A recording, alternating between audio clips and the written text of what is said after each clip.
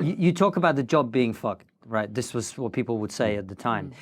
I don't think there's, certainly in living memory, there's been a time where it seems like crime in the streets of London, knife crime, gun crime, the things that you talk about, is worse than it is now. It seems like it's terrible, doesn't it? We hear about people being stabbed as you were shot all the time. I mean, it's a daily occurrence now. What is going on in the streets of our cities? We've lost control. We used to have control of the streets when I was in the job, and I've been retired 10 years now. We actually went out in numbers.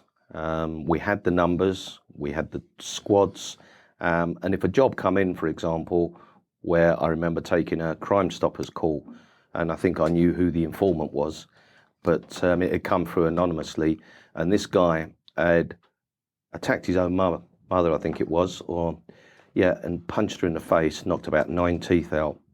He was a dangerous, dangerous man, and I recall taking that, and I turned around and I said to the DI, right, this guy, I know where he is, I've got an address, we need to nick him. He said, right, I want 2 teams out. Who wants to come in tomorrow morning, 6 o'clock? Any rest day work-ins, which, you know, were always great, always added up to the CID, paid out by a pint or 2 when we celebrated getting a good job down, or also when we commiserated when we lost a job, which we knew we should have won. But the point was, we had 2 teams together. We all went home that night, went to bed, 4 o'clock in the morning, we were all up. 2 cars, got the equipment we needed, had the right people we needed. We didn't fuck about in those days. Nowadays, you've got a pretty soft police service, some pretty tough ones. In those days, you know, we weren't frightened of challenging anyone. We knew we had the big boys with firearms if we needed them. We knew that we had the clout and the numbers to go round, and we did not fuck about. We actually did the job. Didn't beat them up. Occasionally, there was a very violent arrest, but we had to use the violence in response to the violence that was often portrayed to us. Anyway, on that particular occasion, I remember I actually had one of the side-saddle battens on trial because I was the lead campaigner for it. So I took that one with me, and I remember the following morning, we put the door in, other guys went round the back because we make sure they don't escape from windows and doors. And I realised that, you know, if you can even beat your own mother up, and she was very seriously GBH'd, but the point was, we had the numbers to do the job, we had the will to do the job, and we wanted to do it. The sad reality today is over the last 10 years, we've lost almost 22,000 frontline police officers. Theresa May had a bit of a dream job at the Home Office. Nobody really challenged her. And what she decided to do because of austerity is to cut policing. But she cut policing at a time when the mood and the change on the streets of Britain had reached a stage where guns and knives were being used at will.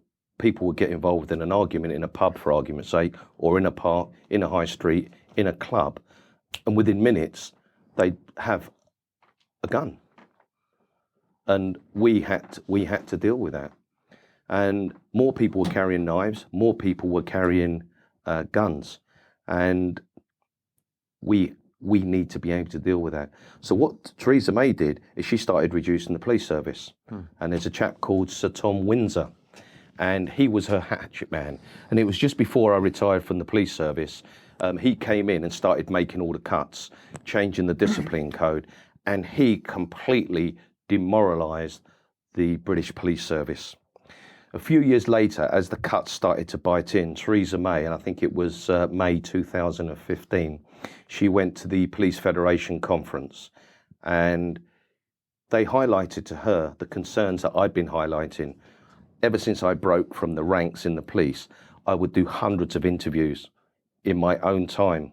I took a 2-year career break to work primarily with victims, because after I broke from the ranks and launched Protect the Protectors, the public used to speak to me all over London when I was off duty. And they said, saw you on the television the other day, GMTV, Sky, whatever it is. You really care about what's going on in the streets. You give the police a voice that we haven't got as victims. So strangely enough, I actually launched the Victims of Crime Trust. So I sort of rode two horses.